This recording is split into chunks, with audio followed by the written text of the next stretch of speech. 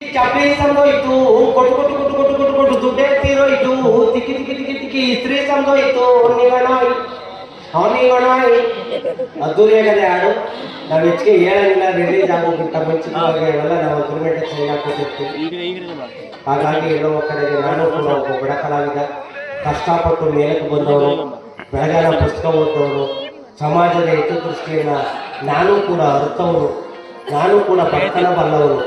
ಹಾಗಾಗಿ ಎಲ್ಲೋ ಕಡೆಗೆ ನನ್ನ ಪರಮಾತ್ಮ ಜಗಜ್ಯೋತಿ ಮಂಡ್ಯದಯ್ಯ ಹಲವಾರು ನಾಮಕರಣಗಳಿಂದ ಪ್ರಸಿದ್ಧಿಯಾದಂಥವರು ಕೈ ಎತ್ತಿ ನಾವು ಕೂಡ ಮುಗಿತೀವಿ.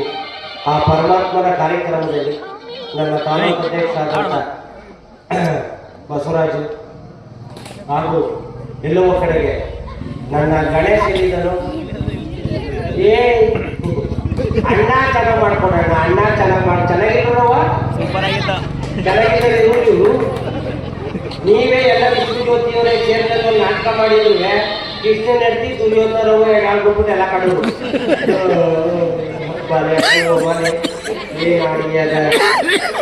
ಹೋಗಿ ಈಗ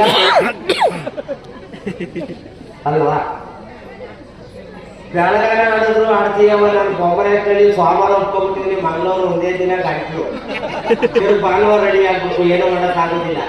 ಆಮೇಲೆ ಎಲ್ಲೋ ಕಡೆಗೆ ನಾನು ಈಗ ಒಂದೇನು ಅಂತಂದಾಗ ನನ್ನ ಕಲಾ